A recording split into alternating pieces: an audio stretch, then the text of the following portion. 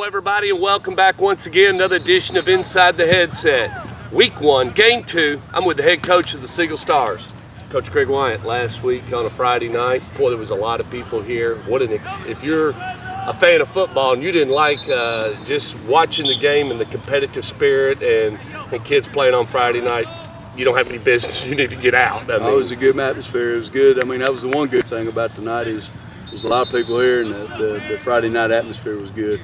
Yeah, of course, you've already said it through other media outlets, and not to rehash it, but just really quick, turnovers was, as you've said before, turnovers was the big thing. Well, it was turnovers and a lot of other little things that we missed. We missed some blocks. We got a punt blocked. We didn't handle the ball very good on our kickoff return team, and so I mean there was a lot of little things that we had breakdowns in that we've got to get better in that were not very good last Friday. It was that after you had a chance to, the obvious mistakes, but the little things as far as you go over the film again, are there things that just jump out at you and says, wow, look at that? Oh yeah, I mean I think I think the two teams were very evenly matched. And it's at any level. I don't care what age you are, from 7 years old all the way up to the professional. The team that makes the fewest mistakes and turns the ball over the fewest amount of times usually ends up winning. It's very rare that never happens, and we made the most mistakes. So yeah, and like you said, you give them the ball and then they capitalize on it. Man, it really builds a lot of internal momentum for that team that gets to do that. A bomb blew up about the last 6 minutes of the second quarter down there on that field, and we weren't on the good end of it. So we've got to do a better job of staying focused, being a little bit more disciplined in some things that we do, and taking care of the ball. You talked about the 6 or the 8 minutes and then the 28 points and that right there at the end of the first half. But then the resilience of coming back and saying, okay, all right, now we turned our head, or we did something, and now you got a little bit of us, but they didn't lay down. The Stars didn't lay down. They just jumped right back and said, all right, we're in this mess now. Let's get ourselves out of it. We challenged them at halftime. We challenged them. It could have gone one of two ways. We could have gone out and laid down, and it easily could have been 56-0.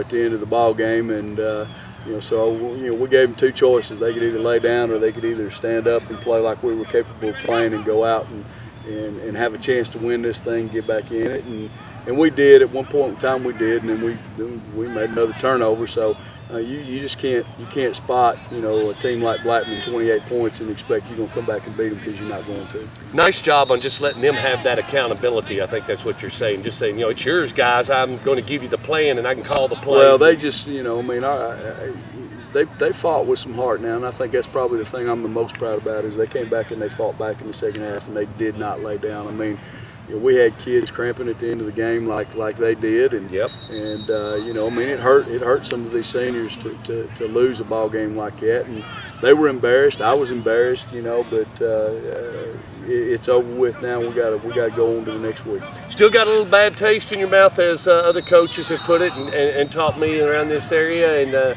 you'll load up your men and head to Ooltewah to play on the Owls, and you've taken the Owls on before. Talk to us a little bit about Coach Williams. Give the fans an early glimpse.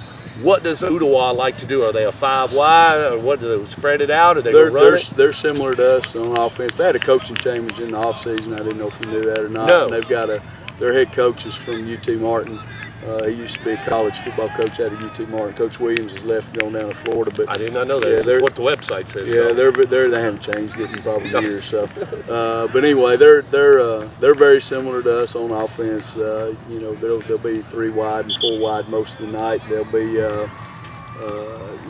2 back, 3 wide, and those types of things. So, it was preparing for them this week was easy for us because of some of the things we're able to call kind of our offense a little bit, and go a little bit quicker. They're going to be at no huddle and a little bit higher tempo than the normal team. So it'll be a high-paced game. I'm expecting when we get down there. How many guys will the Siegel Stars load up and take to Ooltewah? And I guess that's right at about almost a 2-hour trip, hour and 45 from here to there, and that's pushing it. Or we're planning for 2 hours. We'll go down and eat, and I guess we've got 87 on the roster. We're going to take 107 total people. So we'll load up and take a bus, 2 buses in the truck, and we'll go down there and Equipment, bus, everything. Yeah, everything we got. We're going to load up and take it and go down there and play a little ball.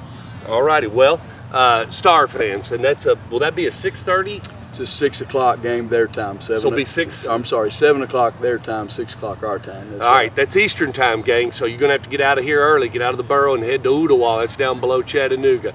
Seagull Stars and Ooltewah Owls, 7 o'clock Eastern Standard Time, 6 o'clock Central Standard Time. Y'all be there.